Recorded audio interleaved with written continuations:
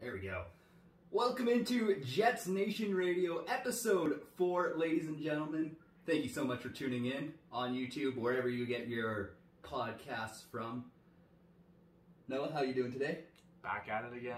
I'm a little tired, but we're making it through the week. Yeah, you're working hard these days. We respect it. Yeah, respect the grind. We got a national holiday coming up, or I think a national holiday. I don't know if everyone gets it off, but Truth and Reconciliation Day coming up on Thursday. Wear your orange. You can catch me in my bed wearing orange, recovering from this week, and reflecting on all the bad that was done by the Canadian government towards Indigenous people and the residential schools. But we'll move on. We'll go to hockey, something more uplifting. Yeah, positive. Preseason started this week. Love it. Love it. Love everything about it. Yeah, Jets took on the Senators.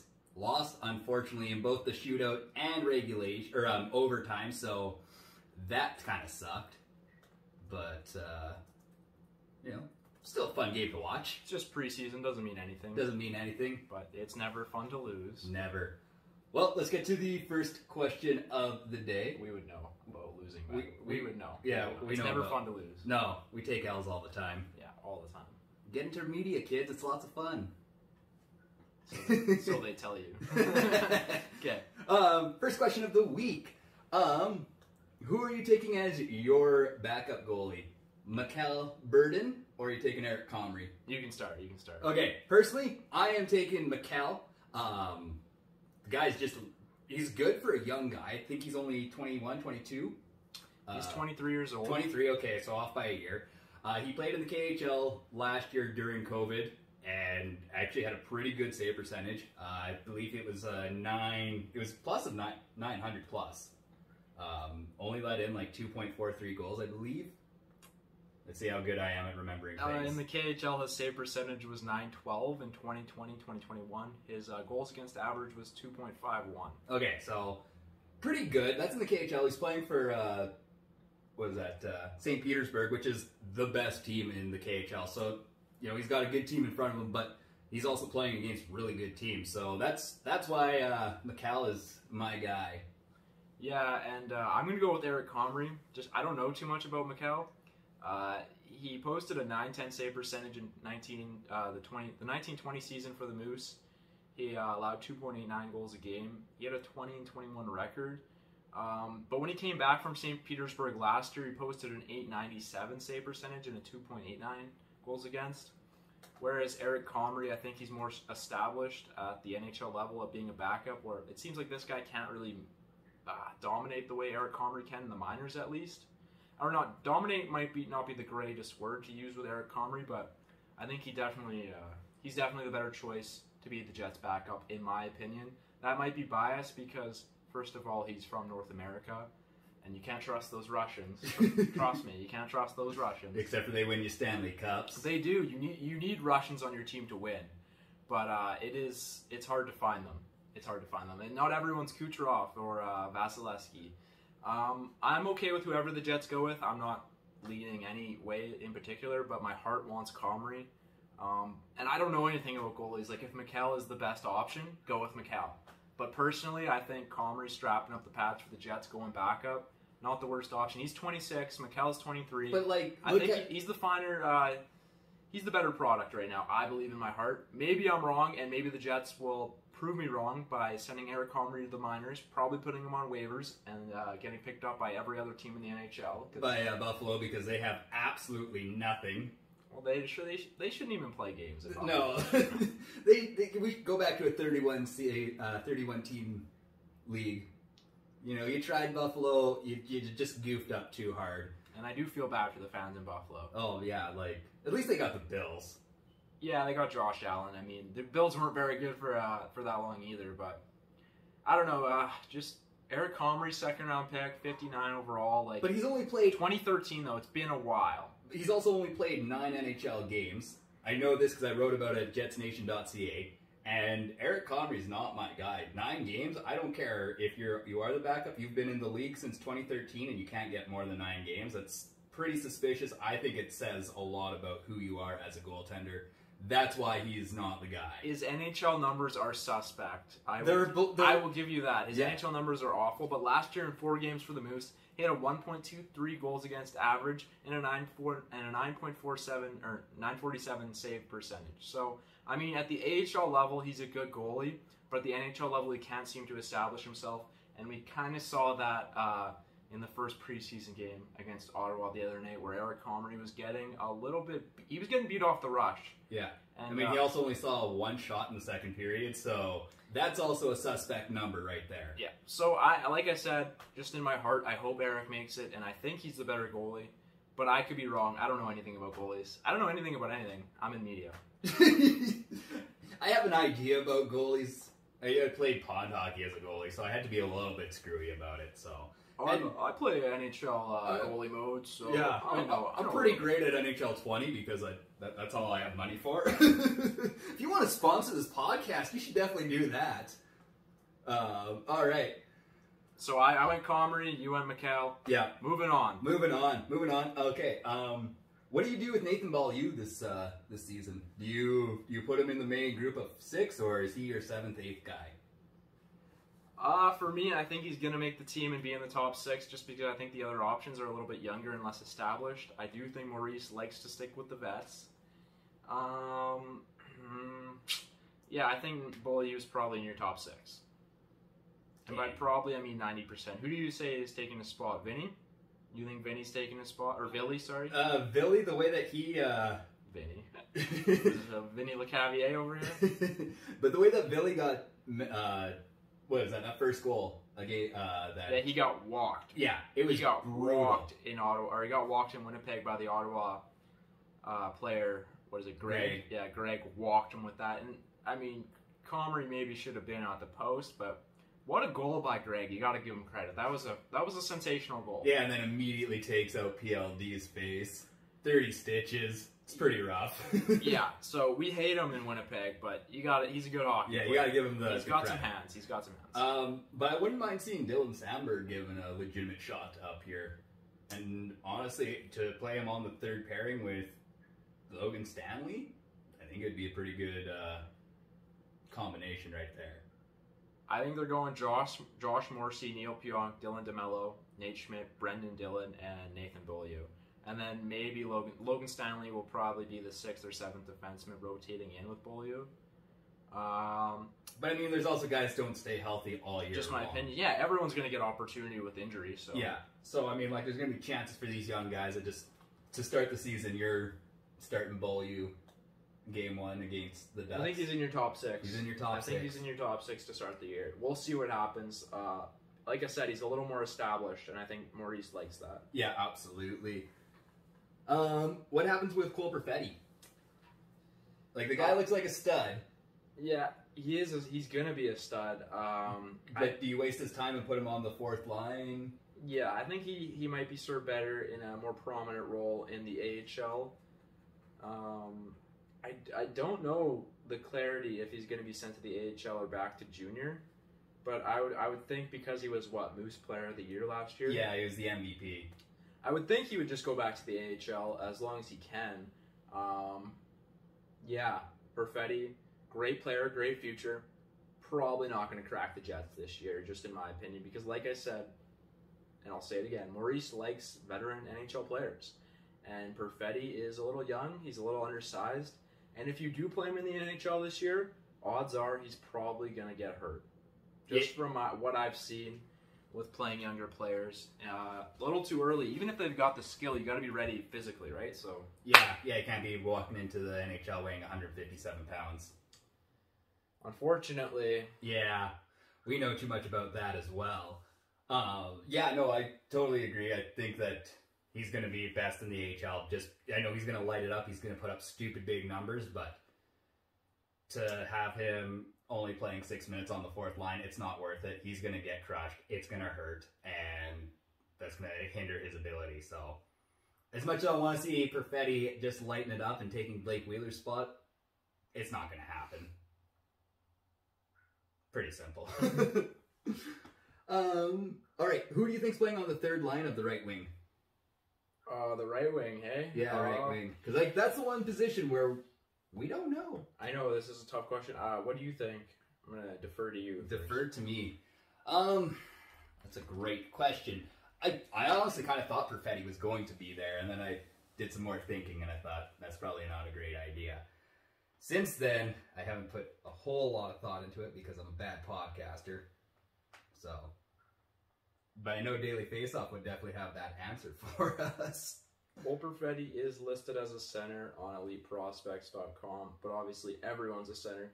But he's a center / left wing, so he couldn't really even be there unless he's a left wing that can play offside. Yeah, he shoots left, so he's not going to play right wing. If anything, he's playing left wing. So the left wing is pretty wide. I mean, unless he can play his off wing, if he can play his off wing, there's a great opportunity for Cole Perfetti to make this team. I mean, I say that even if the Jets want to play an unmatured player, you know? But, like, that third line would be a good spot for him. It's a little grittier. So, yeah, he'd have to be willing to take hits that are harder. But you look at a guy... But I just don't think they're going to play him on his off wing to start his NHL career. Oh, that's true. Both left wing and right wing on the Jets, the bottom six, not looking great. No. And I think that was, like, we kind of forgot how important Mason Appleton was with the Jets last year. And then all of a sudden... Yeah, so I mean, yeah, I don't really have an answer for what happens on the third line right wing because I don't think the Jets know yet. I think it's too early in the preseason to tell. Yeah. But I'm sure if someone watches this and is opinionated, they will tell me. They will definitely tell us because you can hit us up on... Can they hit you up on socials? They can hit Jets Nation up. They can hit Jets Nation up. I'm a part of the Jets Nation team. You are. Christian Vassalainen is who they have up on dailyfaceoff.com as the guy on the right side of the third line. Well, who's the second line then? Second line is PLD, Ehlers, and Andrew Kopp. Yeah, that's right. PLD can play center. Well, he can play. I kind of had him as a center, but yeah, you probably put him there left wing because they don't have any left wings. Yeah. So yeah, I guess Vassalainen. Yeah, I think he's got it. It's his time. Here. It's his time. Former first-round pick. I mean, you got to give him his chance. Yep. See, I was projecting PLD as a center, but I guess that was I don't know what he played. Oh, sorry. Just on my screen here, center for Pierre-Luc Dubois. Ehlers on the right side and Kopp on the left. Yeah, Kopp, eh? Yeah. But then who's the third line? Third line is Adam Laurie, Christian Vassalainen, and Paul Stastny. Which is a perfect spot for Stas. Like, he should be a third line guy at this point in his career. Yeah. Love him to death. Mr. 1000. The Jets do have a bunch. The Jets are putting all their centers on wing. That's why I said the bottom six was wide open there. The bottom six isn't as wide open as I thought, looking at the lines now. Jogging my memories about the lines. Sorry, but the fourth line, what do they got there? Nash, Harkins, and Tontonato. Yeah, so I mean the fourth line's more wide open. The Jets do have their top 9 pretty much figured out, but I do think that last line of wingers is still to be determined. Riley Nash, I think, is going to be the center no matter what. I mean, they brought him in to do that, so... Yeah, we'll see. Yeah. It looks like Vassalainen's going to be that guy on the third line right wing. I think that's a great spot for them, especially with how that third line moves. And I'm looking forward to it. Yeah. It's his time to shine. It absolutely.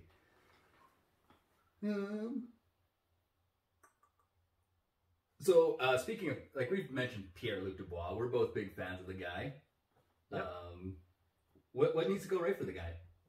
In order for him to... He just needs to keep playing his game. Hockey is all about a mentality, and just because he had one bad year coming out of a pandemic that we're still in, actually, I shouldn't say coming out of a pandemic, but playing in a pandemic, he just needs to play his game. I don't know what else to say. Pierre-Luc Dubois is a very skilled player. He's big. He's proven he can play in the National Hockey League. He's more of a playoff player in my evaluation of him, but I do believe that if he just plays his game in the regular season, he has the potential to put up, like I said in previous podcasts, if he hits his ceiling, 70 to 80 points, and that's me being very generous, but a 60-point season would be more reasonable, and a great season for Pierre-Luc Dubois. But like I said, just needs to play his game, get back to just making simple plays like he did the other night in Winnipeg when he scored a goal. Put the puck between his legs, and then the guy passed it back to him and he scored. Like, he did a little between the legs pass, just a scramble play on the power play. I believe it was on the power play. Yep. And yeah, he got the puck back. He scored. That's a Pierre-Luc Dubois goal right there. A little bit of skill, a little bit of grease, and definitely a goal. So yeah, a goal's a goal. Is he this generation's Ryan Smith? Captain Canada. You like to just put that label on people. I love Ryan Smith. I don't think so. No. You don't think so? You don't think he's going to be the greasy goal getter? He's not going to be just standing in front of the net. I think that's more Zach Hyman in Edmonton. All right. I'll let that go then. Okay, and real big question. Who is the cornerstone of the Jets defense over the next 5 years? Well, I'm a big Neil Pionk fan. He's only 25 years old. I think this is going to be the peak of his career. Yeah, I'm going Neil Pionk just for reasons that don't need to be explained. He's a stud. He doesn't back down from anyone. He can take on first-line minutes against Connor McDavid, the best player in the league, and hold his own. So if you can do that, you're going to be the cornerstone of the Jets. I mean, at one time, obviously, everyone was said, Josh Morrissey. But I'm a fan of Josh Morrissey, too. I just think Neil Pionk has taken that step, and Josh Morrissey has just plateaued. Yeah. Who do you think? Well, I love Neil Pionk, don't get me wrong. And when I originally asked this question, I thought Pionk was my guy. But I think it's Morrissey.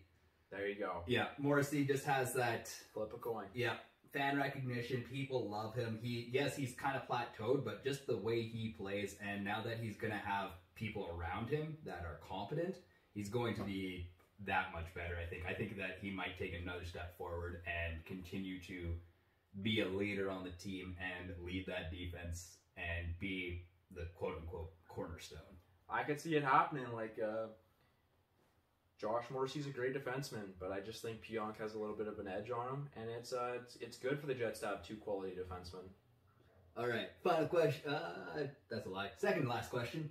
What's the Jets' record for the preseason? Don't care. It's all about the regular season, baby. How many games they play? 8? 7. Let's say 7. I'm going to say that they go 500. 500? They'll go, well, I think they play 8, no? Let's look at that real quick. Yeah, you'd think these guys would just look up general stats before they ask questions. See, we're learning things as you are. Yeah. We learn that we're idiots as you do live. So, and you can laugh at us. You can even give us a review wherever you get your spot or your podcast from. I'll read them live right here on the podcast. 3, 4, 5, 6. So it looks like 6. Or so yeah, until October 13th is the start, right? Yep.